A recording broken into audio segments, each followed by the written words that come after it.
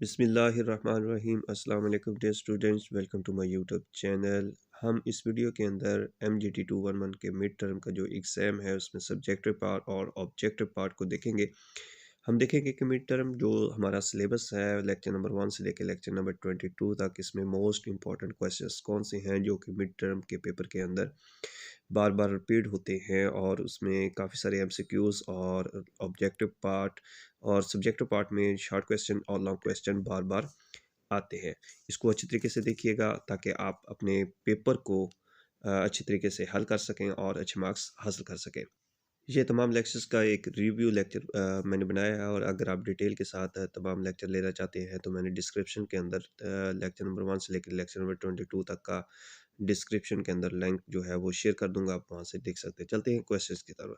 सबसे पहले है definition of the business. Business क्या है कि हर इंसान की वो एक्टिविटी जो कि वो इंगेज रहता है प्रॉफिट कमाने के लिए, उसको बिजनेस कहा जाता है।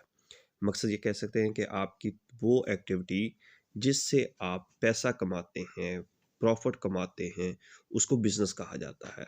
अब क्वेश्चन नंबर 2 में देखेंगे कि right the components of the business. Business के कंपोनेंट्स कौन से हैं? बिजनेस के दो कंपोनेंट्स हैं, एक इंडस्ट्री है और दूसरा कॉमर्स है।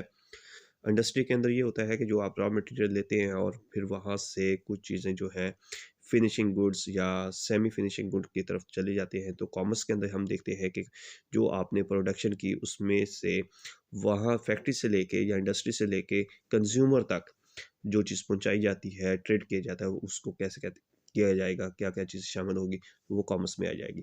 अब सबसे पहले देखते हैं इंडस्ट्री क्या है। अब इंडस्ट्री की डेफिनेशन है, industry is connected with the production and preparation of the goods and services. Industry में क्या किया जाता है, किसी भी चीज़ों की प्रोडक्शन की जाती है या प्रिपरेशन किया जाता है, सर्विसेज की प्रिपरेशन की जाती है और गुड्स को प्रोडक्ट किया जाता है। इसमें रॉ मटेरियल लिया जाता है और इसको कन्वर्ट किया जाता है finishing and semi finishing goods के अंदर। तो गुड्स में जो हम चीज़ें इस्तेमाल करते हैं वो सारी चीज़ें गुड्स के अंदर आ जाती हैं, और सर्विसेज के अंदर एज ए डॉक्टर आ जाता है, एज ए टीचर आ जाता है, एज ए लॉयर आ जाता है। तो ये सारी चीज़ें सर्विसेज के अंदर आ जाती हैं। तो उसमें फिर नेक्स्ट क्वेश्चन है, देखते हैं कि काइंड्स ऑफ इंडस्ट्री क्या है, इंडस्ट्री की मुख्तलिफ इकसाम कौन कौन सी हैं, उसको हम देखेंगे। इसको अच्छे ये क्वेश्चन जो है वो बहुत इंपॉर्टेंट है, इसको अच्छे तरीके से ज़रूर तैयार कीजिएगा। तो देखते हैं काइंड्स ऑफ द इंडस्ट्री क्या है। काइंड्स ऑफ इंडस्ट्री के अंदर कहते हैं कि प्राइमरी इंडस्ट्री है और सेकेंडरी इंडस्ट्री दो होती हैं। तो primary industry is engage the production और extraction of the raw material. इसमें रॉ मटेरियल लिया जाता है और उससे कुछ चीज़ों को बनाया जाता है। तो इसमें भी फिर आगे दो इकसाम आ जाती हैं प्राइमरी के, एक्सट्रैक्टिव इंडस्ट्रीज और जेनेटिक इंडस्ट्री। एक्सट्रैक्टिव इंडस्ट्री जो होती है वो होता है कि किसी भी ज़मीन से ऊपर या ज़मीन से नीचे से जो हम रॉ मटेरियल निकालते हैं वो एक्सट्रैक्टिव में आ जाता है, और जेनेटिक के अंदर ये आ जाती है कि जो हम पोल्ट्री फार्म वगैरह है आपकी, ये इंडस्ट्री जो आप प्लांट से और एनिमल से चीज़ों को हासिल करते हैं, तो वो जेनेटिक इंडस्ट्रीज़ के अंदर चीज़ें आ जाती हैं। अब उसके बाद हम बात करते हैं सेकेंडरी इंडस्ट्री की। सेकेंडरी इंडस्ट्री में रॉ मटेरियल लिया जाता है और उसको यूज़फुल गुड्स के अंदर तैयार कर दिया जाता है।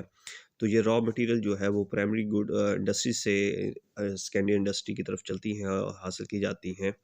और सेकेंडरी इंडस्ट्री को भी फिर 3 पार्ट्स के अंदर तक़सीम किया जाता है, या उसकी 3 इकसाम होती हैं। तो उसमें सबसे पहले कंस्ट्रक्टिव इंडस्ट्री है। कंस्ट्रक्टिव इंडस्ट्री का मतलब ये होता है कि तमाम वो काइंड्स, वो ऐसी इंडस्ट्रीज़ जो कि कंस्ट्रक्शन करती हैं, जैसे ब्रिज हैं, कैनाल्स हैं, रोड्स हैं, तो ये इसमें आ जाएगा। और मैन्युफैक्चरिंग इंडस्ट्री के अंदर ये आ जाता है कि जो ऐसी चीज़ें जो रॉ मटेरियल हम यूज़ करते हैं और फिर उसको फिनिशिंग या अनफिनिशिंग गुड्स, सेमी फिनिशिंग गुड के अंदर तक़सीम कर देते हैं या उसको तैयार कर देते हैं, जैसे टेक्सटाइल मिल्स है आपके पास, शुगर मिल्स वगैरह, ये सारी इस चीज़ के अंदर आ जाएंगी। और सर्विस इंडस्ट्री के अंदर ये होता है कि वो इंडस्ट्री जो हम सर्विसेज प्रोवाइड करते हैं, जैसे डॉक्टर है, लॉयर्स हैं और टीचर्स हैं। तो ये ऐसी इंडस्ट्री, ये सेकेंडरी इंडस्ट्री की तीसरी एग्जाम्स आ जाएगी। तो इसको ज़रूर याद कीजिएगा, ये वेरी इंपॉर्टेंट है, शॉर्ट क्वेश्चन एंड MCQs के हवाले से क्वेश्चन। इंडस्ट्री के बाद हम बात करते हैं व्हाट इज़ कॉमर्स। कॉमर्स क्या है?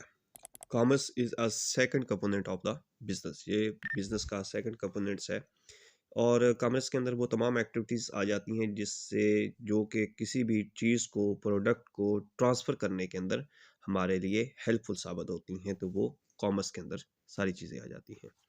अब उसके बाद देखते हैं कि इन्वायरमेंटल फोर्सेस क्या है। इन्वायरमेंटल फोर्सेस के अंदर दो चीज़ें आ जाती हैं, एक एक्सटर्नल फोर्सेस आ जाती हैं और दूसरी इंटरनल फोर्सेस है। एक्सटर्नल वो होती हैं जो आपकी इंडस्ट्री से बाहर की होती हैं, और इंटरनल जो आ जाती हैं जो इंडस्ट्री के अंदर फोर्सेस आती हैं, जिसकी वजह से कुछ चीज़ें चेंज हो जाती हैं या उनकी परफॉर्मेंस जो होती है ऑर्गेनाइजेशन की, वो थोड़ी सी असरअंदाज होती है। अब उसके बाद देखते हैं सोल प्रोप्राइटरशिप क्या है। जब कोई भी सिंगल पर्सन जो किसी भी कोई भी अपना काम शुरू करता है, कोई भी बिजनेस शुरू करता है और उसको ऑर्गेनाइज करता है और खुद ही उसका मालिक होता है, उसको सोल प्रोप्राइटरशिप कहते हैं। उसके बाद है पार्टनरशिप, को आपने याद करना है। पार्टनरशिप के अंदर ये होता है कि कुछ लोग होते हैं वो प्रॉफिट और लॉस को शेयर करते हैं, कैपिटल इकट्ठा लगाते हैं और तमाम एक्टिविटीज़ को कंट्रोल करते हैं और परफॉर्म करते हैं, तो वो पार्टनरशिप के अंदर आ जाएगा। और उसके बाद देखते हैं जॉइंट स्टॉक कंपनी क्या है। इसमें कुछ लोग इकट्ठे मिलके एक ऐसी ऑर्गेनाइजेशन बनाते हैं और एसोसिएशन ऑफ पर्सन्स बनाते हैं जो कि कुछ कमर्शियल पर्पस के लिए इकट्ठे होते हैं, तो वो होती है जॉइंट स्टॉक कंपनी। ये पार्टनरशिप की एक किस्म ही है, और इसमें काफ़ी सारे लोग जो है इकट्ठे मिलके काम करते हैं। इसका फ़ायदा ये होता है कि वो कैपिटल काफ़ी सारा इकट्ठा हो जाता है, और वो सेकंडली ये है कि प्रोटेक्शन होता है, लिमिटेड लायबिलिटी होती है, और इन्वेस्टर जो होते हैं वो बहुत ज़्यादा आते हैं। तो इसमें ये एक एमसीक्यू ज़रूर याद करिएगा, क्या जो कि इसका जो ऑर्डिनेंस है वो इन फोर्स वो जनवरी 1 1985 के अंदर था, और ये लॉ के मुताबिक होता है। इसमें कैपिटल जो होता है वो बहुत ज़्यादा रहता है, इसकी लॉन्ग लाइफ होती है, लिमिटेड लायबिलिटीज़ होती हैं, लार्ज स्केल बिजनेस होता है, मैनेजमेंट ऑफ द कंपनी ज़्यादा होती हैं, और नंबर ऑफ जो मेंबर्स होते हैं वो भी बहुत ज़्यादा होते हैं, जिसकी वजह से ये कामयाब रहती है। उसके बाद देखते हैं कि कॉरपोरेटिव सोसाइटी क्या है। कॉरपोरेटिव सोसाइटी में ये होता है कि बहुत सारे लोग जो होते हैं वो एक एसोसिएशन बनाते हैं और गरीब लोगों की मदद करते हैं, और इसका जो मकसद होता है वो इकोनॉमिकली नहीं होता। इकोनॉमिकली मेन उनका मकसद जो है वो पैसा कमाना नहीं होता, बल्कि लोगों की जो हेल्प होती है वो करना होता है। जैसे हमारे पास एदी ट्रस्ट है, वेलफेयर है, वो लोगों की खिदमत करते हैं, यतीम बच्चों की खिदमत करते हैं, उनका मकसद पैसा कमाना। इसी तरह मुख्तलिफ़ किस्म की एनजीओज़ जो हैं वो सारी इसके अंदर आ जाती हैं। उसके बाद है डिफाइंड कम्बिनेशन। इसमें ये होता है कि combination is the association temporary और परमानेंट, देयर आर टू और मोर फर्म्स। कोई से दो से या दो से ज़्यादा जो फर्म्स होती हैं वो टेम्परेरी तौर पे या परमानेंट तौर पे एक दूसरे के साथ मिलके काम करती हैं, तो ये सारी कम्बिनेशन क्या आ जाती है। ये बहुत इंपॉर्टेंट क्वेश्चन है, characteristics of the partnership. Partnership की खसूसियात क्या है, तो उनके दरमियान जो भी पार्टनर होते हैं उनके दरमियान एग्रीमेंट होता है एक, उसको डिसॉल्व किया जा सकता है जब चाहे। लीगल एंटिटी होते हैं, एक लीगल मकाम होता है, मकसद कानून के दायरे के अंदर रह के उसको बनाया जाता है। नंबर ऑफ द पार्टनर्स, ये बड़ी अहम बात है कि in partnership we should not be उसमें ये कहते हैं कि कम अज़ कम जो है वो 2 पार्टनर होते हैं। अगर आप ऑर्डिनरी बिज़नेस कर रहे हैं तो उसके अंदर आपके पास ज़्यादा से ज़्यादा 20 पार्टनर इकट्ठे हो सकते हैं, और बैंकिंग अगर बिज़नेस है तो उसमें ज़्यादा से ज़्यादा 10 हो सकते हैं। प्रॉफ़िट एंड लॉस डिस्ट्रीब्यूशन, अगर उनको दरमियान प्रॉफ़िट होगा तो वो भी डिस्ट्रीब्यूट करेंगे, अगर लॉस होगा तो वो उसको भी डिस्ट्रीब्यूट किया जाएगा आपस में। उसके बाद नेक्स्ट क्वेश्चन है define the kind of the partnership. Partnership की इकसाम क्या है। तो पार्टनरशिप एट विल है, इसका मतलब ये होता है कि if the partnership is formed for an undefined time. अगर अनडिफाइंड अनलिमिटेड टाइम के लिए है तो पार्टनरशिप एट विल कहा जाएगा उसको। और उसके बाद नेक्स्ट है कि पार्टिकुलर पार्टनरशिप क्या है। If the partnership is form for a particular object of temporary nature. इसमें यह कहा जाता है कि कोई भी आपने एक ख़ास टारगेट लिया, कोई ख़ास गोल है, ख़ास प्रोजेक्ट है, उसके लिए आप लोग जो हैं वो इकट्ठे हुए हैं और पार्टनरशिप की है। जब वो प्रोजेक्ट जो है वो एंड हो जाएगा तो आपकी पार्टनरशिप भी ख़त्म हो जाएगी। नेक्स्ट है limited partnership. Limited partnership is that in which liabilities of the some partners are limited up to the amount of their capital. जितनी उनकी अमाउंट्स होगी कैपिटल की, और जितना उन्होंने इन्वेस्ट किया होगा उसके मुताबिक उनकी लाइबिलिटीज़ होंगी। तो ये जो लिमिटेड पार्टनरशिप है ये पाकिस्तान के अंदर ये नहीं पाई जाती, ये बहुत कम बल्कि ना होने के बराबर होती है।